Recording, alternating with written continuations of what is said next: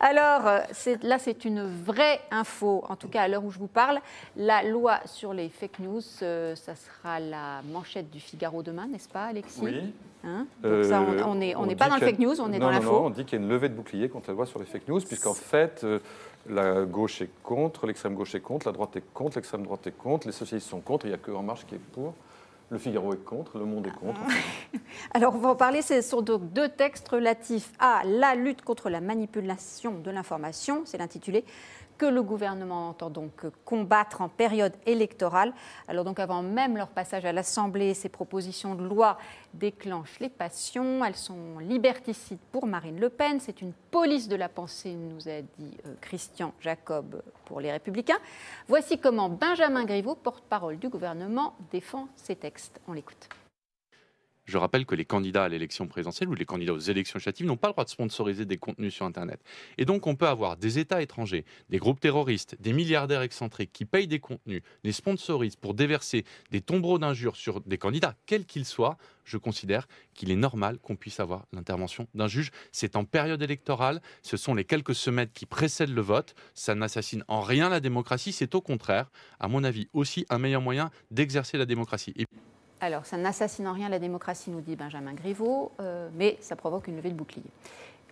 Moi, je pense que ça n'assassine pas la démocratie. Je pense qu'elle est inutile, inapplicable et qu'elle passe à côté du vrai sujet. Je pense que cette affaire... prenons quelques exemples. Une loi... Un des reproches qui a été... une des raisons de ces lois contre les fake news, c'est un nombre de calomnies qui ont été diffusées, d'ailleurs, pas forcément par des puissances étrangères, parce que très souvent, les fake news, c'est pour des raisons commerciales qui sont diffusées. C'est des fabriques de fake news qui sont en Macédoine, etc., pour gagner de la pub, pour gagner de l'argent. Enfin, bref. Et il y en a eu notamment contre Macron, notamment l'histoire du compte aux Bahamas, etc. Mais quand bien même on aurait ça en période en campagne électorale, imaginons que le candidat Macron aille voir un juge des référés en disant « on me dit que j'ai un compte aux Bahamas », le juge des référés il a 48 heures pour juger. En 48 heures, il ne peut évidemment pas savoir s'il y a un compte aux Bahamas ou non. Et qu'est-ce qu'il dit ? Je ne me prononce pas, je renvoie au fond. Et donc l'impression que ça donnera, c'est que le juge finalement laisse faire et voilà. Donc, je pense... ou est impuissant. Bon. Et si on prend à l'inverse sur le plan des principes, cette histoire de définition du fake news, l'allégation ou imputation d'un fait dépourvu d'éléments vérifiables de nature à le rendre vraisemblable, si on applique ça à d'autres choses, par exemple aux révélations de Mediapart sur Cahuzac, quand Mediapart le sort au début, il n'y a pas d'éléments vérifiables de nature à le rendre vraisemblable. Quand d'autres journaux disent que François Mitterrand a la Francisque, qu'il a une fille cachée et qu'il a il est malade, il n'y a pas d'éléments vraisemblables ou vérifiables, enfin encore que pour la Francisque il y en avait.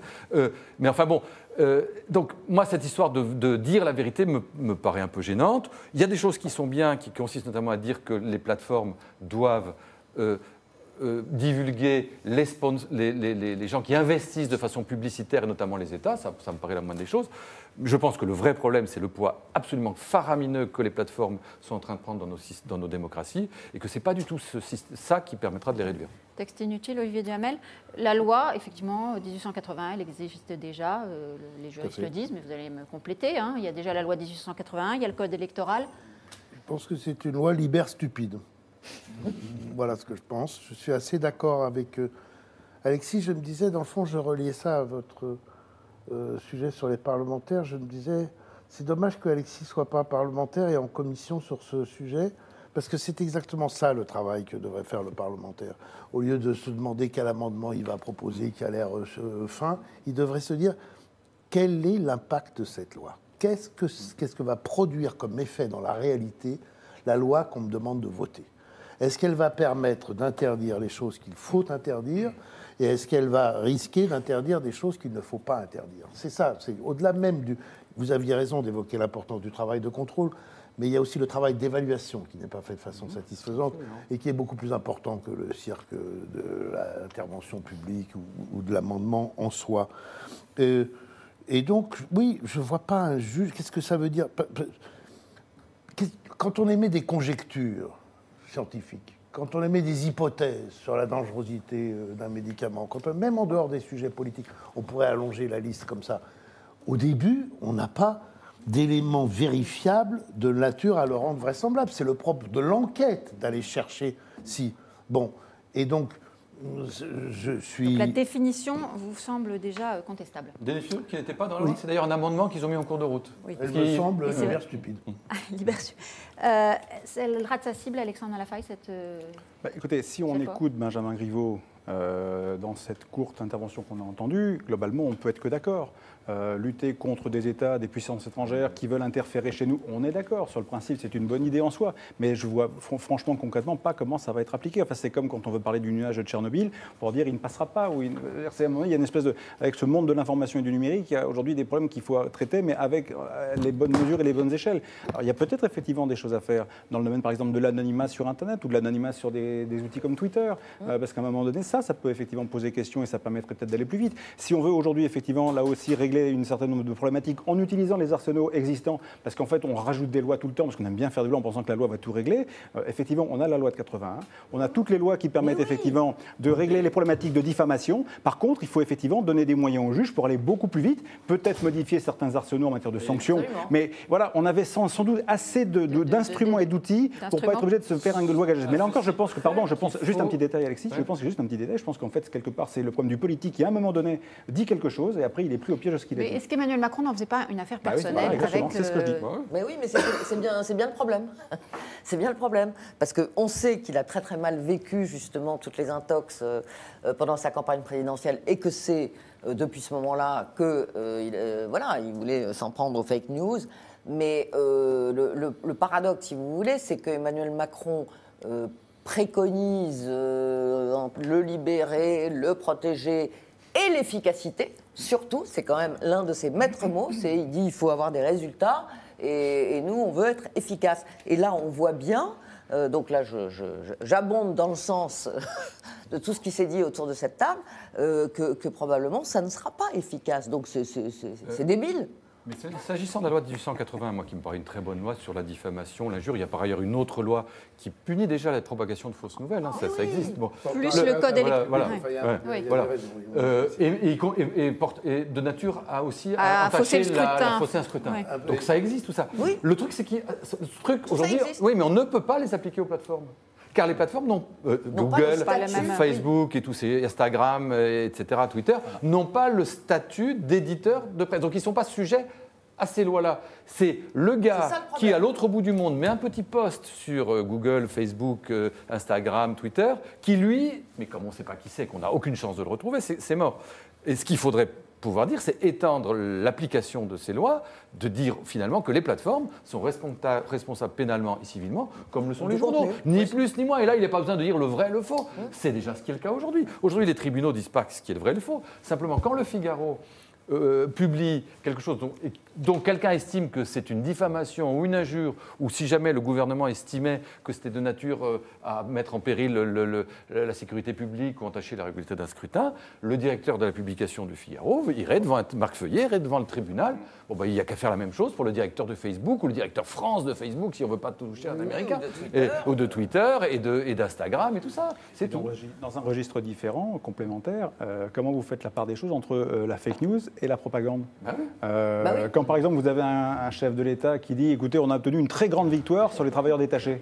Quand on entend de l'État, c'est relatif, quoi. Quand vous avez un chef d'État américain qui dit contre la Corée du Nord, j'ai gagné. Moi, je maintiens ce que je dis sur la Corée du Nord. C'est un chouïa parce que quand même le texte dit un fait. Et là, c'est pas un fait. Mais la propagande, moi, me pose un vrai problème. Gaspard Koenig, le philosophe ultralibéral, a fait un tweet assez rigolo. Il dit et la résurrection du Christ. La résurrection du Christ, est-ce que c'est un fait dont on peut prouver? Sans parler de la virilité de Marie. Oui, malgré tout, c'est un problème. Quand même, c'est très difficile à prouver. Et ça prend la propagande, mais bon, là, je vais être... Alors, ça vous fait réagir les uns les autres. À notre question Twitter, vous dites à 78% que oui, ça peut mener à des dérives liberticides. Béatrice nous dit, très inquiétante cette loi, il faut déjà appliquer celle qui existe. La démocratie est en danger quand un gouvernement veut décider. La suite, je me dis, décider ce qu'on a le droit de dire ou pas. Antimac sur le Figaro.fr, cette loi risque d'être appliquée exclusivement au bénéfice du pouvoir en place et Amir. Le terme de fake news peut devenir un puissant outil pour décrédibiliser les vérités. C'est intéressant, c'est que le risque d'abus de pouvoir il n'est pas chez le gouvernement. C'est pas le gouvernement qui décide, il est chez le juge. Mais il y a une telle méfiance à l'égard du gouvernement, du pouvoir en soi en France, qu'on craint le pouvoir alors que c'est le juge. Moi, je pense que le risque, là, il est chez les plateformes. Parce que je pense que les juges, ils vont voir ce machin, ils le mettront de côté. Et parce qu'ils ne vont pas réussir à... En 48 heures et déterminer. Comment voulez-vous qu'on dise ? Ils sont déjà en revanche, le risque, à mon avis, c'est qu'un certain nombre de plateformes, prenant les devants, décident d'éliminer de Facebook, de Twitter, tel ou tel, qui ne plaira pas, ou au contraire pour embêter les pouvoirs publics, ce qu'ils ont fait en Allemagne. Quand les Allemands ont dit il faut que les responsables de, je crois que c'était Facebook, soient eux-mêmes pénalement responsables des appels à la haine et à la discrimination, qu'est-ce qu'ils ont fait pour rigoler ? Ils ont dit le ministre de l'Intérieur allemand a dit ceci, ça nous paraît un appel à la haine et à la discrimination, on supprime son compte. Donc les plateformes peuvent aussi s'appuyer là-dessus pour faire elles-mêmes leur propre censure. Et la loi allemande, elle est encore plus, celle qui est passée, est très contestée sur ce même thème. Sur les appels à la haine, elle ne sait pas tellement sur la réalité ou la fausseté d'une information, c'est sur... Avec des amendes très très lourdes. Avec des amendes très lourdes, mais en même temps, c'est vrai que ce n'est pas normal, là encore, qu'aujourd'hui, Le Figaro ou Le Monde ou tous les médias ou l'Obs soient responsables du plus petit commentaire qui arrive au bout d'un article. Non, mais c'est le vrai sujet. Un gars, nous, pareil, s'il y a un propos antisémite, raciste, etc., on en est pénalement responsable. C'est le vrai sujet. Facebook peut passer des vidéos de décapitation, il n'y a pas de responsable, si ce n'est le gars qui l'a posté, qui est en Syrie, qu'on ne trouvera jamais. Donc c'est pas normal. C'est un sujet qu'on devrait aborder avec les Américains, parce qu'en plus, ce sont des plateformes, des moteurs de recherche qui sont tous américains. Et ça, c'est un vrai sujet. C'est intéressant, là. Là, on a des vrais sujets. Mais là, sur ce sujet avec Trump, vous allez avoir du mal. Hein, c'est clair.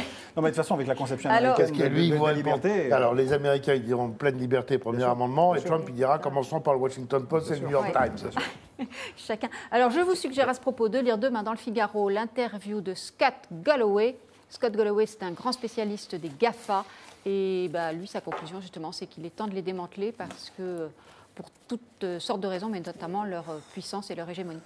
Merci beaucoup à tous les quatre. Merci de nous avoir suivis et rendez-vous demain pour un nouveau point de vue. Merci.